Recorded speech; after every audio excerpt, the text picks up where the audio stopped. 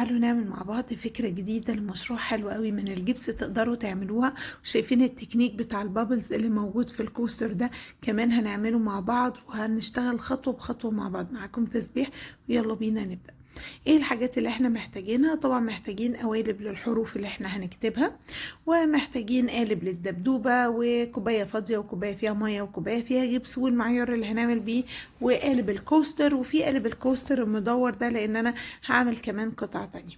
ومعايا الالوان، مركزات الوان وهنشتغل بيها. خلاص، في اكتر من طريقة تلوين براحتكم، اعملوا نفسكم فيه، وهتلاقوا كمان طريقة تلوين تانية هتظهر خلال الفيديو. خلاص. طيب اول حاجة هنعملها، انا المعيار بتاعي اللي بشتغل بيه 2 جبس ل1 مية. خلاص، بدأت الاول احط المية بتاعتي، وبعد كده هبدأ ارش الجبس بتاعي.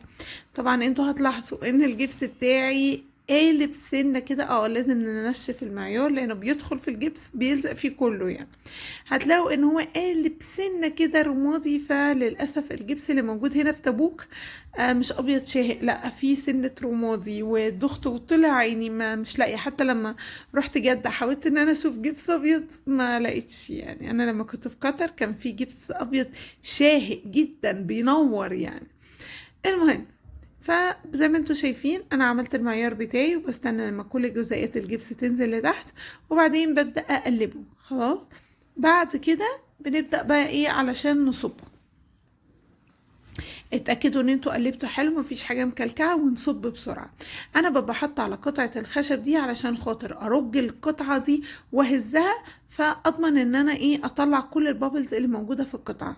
طبعا نقدر نخبط القالب نفسه، نخبطه ونهزه ونشيله ونحطه كده علشان خاطر نتخلص من البابلز. في بعض الناس بترش كمان كحول عشان تتخلص من البابلز، بس انا الصراحة ما عملتهاش يعني. هنا كان الجبس بتاعي خلص، حطيت حبة كمان. وطبعا لو انا بزود جبس لازم هو لسه مبلول، ما استناهوش بقى ينشف واروح حاطه يعني. خلاص، وهسيبه هنا علشان ينشف، ونبدأ نشتغل في بقية الحاجات. دول كده القاعدة اللي احنا هنشتغل عليها. طبعا يا جماعه، زي ما قلت لكم ان دي فكره مشروع هايله وحلوه جدا تقدروا تعملوها. انا هنا عايزه لون بينك، فقررت ان انا الون الميه بتاعتي الاول، وبعد كده هحط فيها الجبس اللي انا عاوزاه. خلاص، هبدا احط الجبس. انا كنت عايزه لون بينك كده فاتح. كنت بقول لكم ان هي فكره مشروع هايله جدا، لان انتوا مثلا ممكن يبقى على الكوستر ده مكتوب اسم بنوته او اسم بيبي لسه مولود، وجنبه الدبدوب.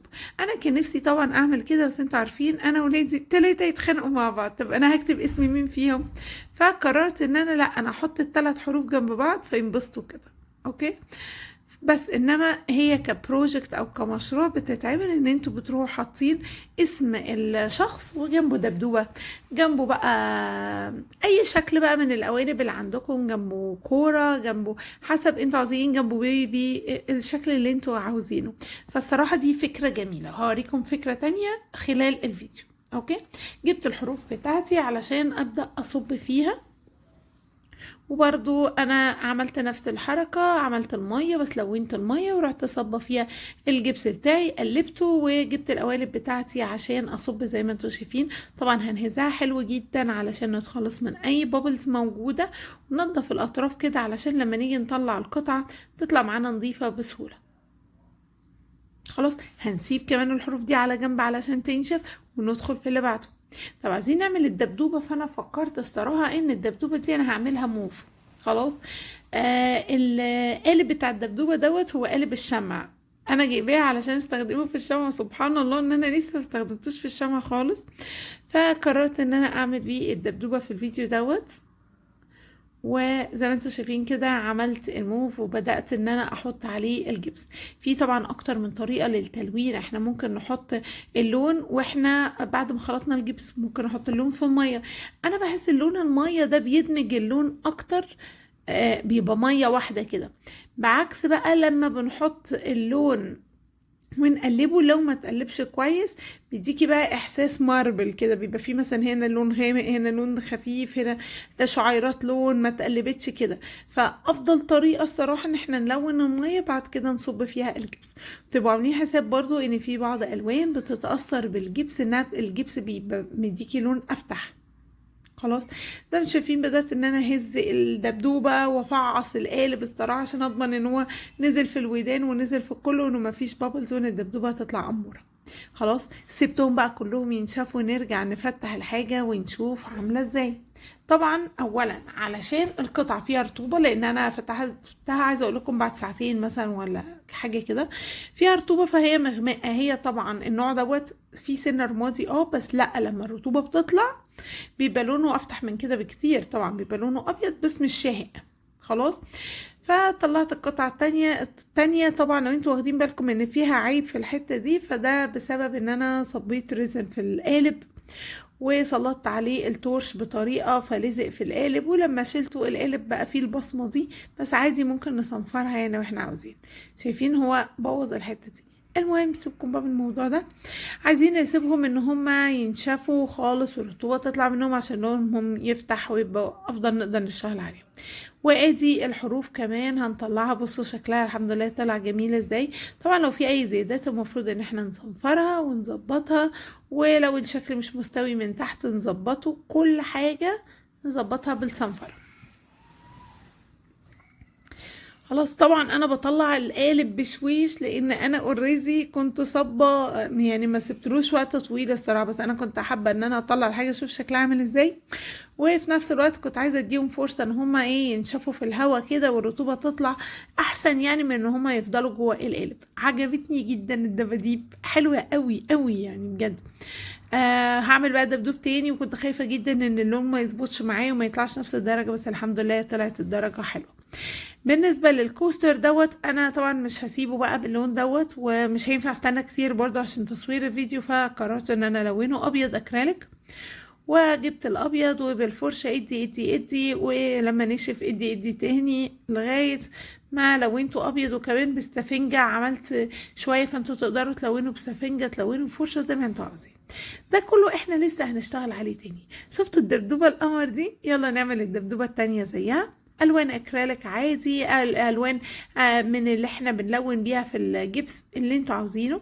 رسمت لها فيونكه، وبعد كده حطيت لها لونت لها مناخيرها ولونت لها عينيها، ومن الميه اللي هي مكان ما انا بغسل الفرشه اوكي، فالميه محمره، رحت مديها تاتشات احمر كده في خدودها واحمر في رجليها وودانها، فادى منظر حلو وخفيف لان هو اوريدي ميه. يا رب تكون الفيديوهات عجباكم. فلو انتوا لسه متابعين جداد واول مره تشوفوا فيديوهاتي، فهتلاقوا فيديوهات للجبس كتير قوي. في سلسله اسمها كورس جبس او مشروع جبس، دي هتلاقوا فيها كورس كامل مجانا من اول ايه الادوات اللي هنستخدمها وايه طريقه الخلط، وخلط باكتر من طريقه، وطريقه تلوين باكتر من طريقه، وبقى واختراعات وافتكاسات حصري بس موجوده عندنا. فنصيحه مني لازم تشتركوا في القناه، ما تضيعوش منكم الفرصه دي لان اكيد هتندموا. الفكرة بقى والتكنيك كله في احنا بنعمل البابلز ازاي، والتكنيك ده ازاي. هنجيب طبق زي ما انتوا شايفين كده. انا كنت هنا بقول لكم ان انا صنفرت القطعة وظبطتها، ويلا بينا بقى عشان نلونها. خلاص. وهحط من اللون بتاعي، كل ما اللون بتاعكم يا جماعة يبقى مركز اكتر كل ما البابلز لونها هيظهر معانا على القطعة اكتر. خلاص. انا هنا لونته ابيض عشان يظهر معايا الالوان بتاعتي. وبعد كده هنجيب اي مسحوق غسيل، ما يكونش بقى حاجه مقاطعه اوكي، وروحوا حاطين حبه كده في الميه، وبعد كده نقلب بقى. ممكن تنفخوا بالشاليمو، ممكن بالمعلقه تقلبوا، هتلاقوا البابلز هتطلع. خلاص. البابلز دي هي اللي احنا هنستخدمها لتلوين القطعه بتاعتنا. ما تنسوش بقى تقولوا لي رأيكم في التكنيك ايه، ورأيكم في الكوستر كله وفي المشروع دوت. بجد ده فكرة حلوة جدا للتوزيعات وللهدية كمان، بسيطة وسهلة قوي، وهتدخل لكم دخل حلو. بس ما تنسوش تدعوا لي. بصوا انا هنا باخد البابلز اللي فوق، ما ناخدش المية يا جماعة، انا باخد البابلز وبحاول اوقعها على القطعة بتاعتي. يعني بصوا انا باخد البابلز اهو واحاول انزلها على القطعة بتاعتي، بس يبقى البابلز موجودة، مش ان انا افرقع البابلز، لان البابلز لما بتاخد وقتها وبتروح مفرقعة بتعمل عندنا الحركة بتاعت الكور دي. زي شايفين حرف الكي من فوق عمل ازاي. التكنيك ده حلو جدا جدا، تقدروا تعملوا منه افكار حلوة كتير قوي. بصوا، وانا كنت عايزه احط من البابلز دي على الحروف، بس هتتفاجئوا بعد كده ان انا شلتها. الصراحه حسيت ان القطعه بقت مزعجه جدا، ان في بابلز على الكوستر وبابلز على الحروف وكده، واتضايقت. فقررت لا، ان انا هشيل البابلز، وطبعا شلتها بمنتهى السهوله، صنفرت السطح بتاع الجبس. فبالطريقه دي انا شلت البابلز. طبعا برضو عملية البابلز دي احنا بنعملها بعد لما القطعة تكون الرطوبة طلعت منها، وقبل ما نكون عملنا الورنيش. احنا بنعمل الورنيش عشان نحمي بقى الالوان بتاعتنا دي ان هي تتأثر او تبوظ. خلاص. انا هنا كنت بزود الموف شويه، لان حسيت بصوا البابلز الموف ازاي مش ظاهره، فانا زودت اللون شويه علشان يبقى البابلز لونها مركز. تمام. وهبدأ اوزع البابلز بتاعتي. بص، انا كنت بدخل الالوان على بعض، حته موف على حته بينك. كان ممكن برضو ان انتوا تسيبوا مثلا حته فاضيه، انا مش عارفه، فانتوا قولوا لي رايكم. هل الكوستر كان زحمه ان هو كان كله بابلز، ولا انا مثلا كنت اخد حته على الجنب اعملها بابلز واسيب الباقي فاضي؟ انا قلت لان اوريدي الدباديب هتبقى واقفه في النص، فده اللي انا الصراحه فكرت فيه. خلاص. بعد كده هنسيبها علشان تنشف. هنيجي للكوستر التاني دوت، فده بصوا زي الورنيش كده بس لونه لؤلؤي. انا ده كنت جايباه من مصر، فانا قررت الصراحه ان انا اعمل الفكره التانية دي برضو. بس انا الصراحه يا جماعه ما صنفرتش وما فنشتش الحته اللي في النص. حلو. المهم ان انا بس كنت عايزه اوريكم الفكره بما اني عملتها يعني. المهم قررت ان انا كمان اجيب بالالوان واعمل القلوب دي. ودلوقتي احنا هنورنش كل دول. ده ورنيش مائي مط، انا بجيبه برضو من مصر. تورنشوا بقى بفرشه، تورنشوا بسفنجه، تورنشوا باللي انتوا عايزينه. طبعا انا اول ما جيت اورنش هنا لقيت الالوان بتتاثر معايا، عرفت ان الالوان لسه ما نشفتش، فطبعا لازم نستنى بقى الالوان دي تنشف خالص، علشان كده كل التاثير اللي انا عملته هيروح. بدات ان انا اورنش الحروف نفسها والدبدوبه، الحاجات اللي هي انا اقدر اورنشها مش هتتاثر معايا بالورنيش. وهنسيبهم بعد كده ينشفوا. طبعا احنا بنورنشها ممكن مرتين او 3 زي ما انتوا عاوزين، وبين كل طبقة وطبقة لازم نستنى لغاية ما تنشف ونورنشها بطبقة رفيعة.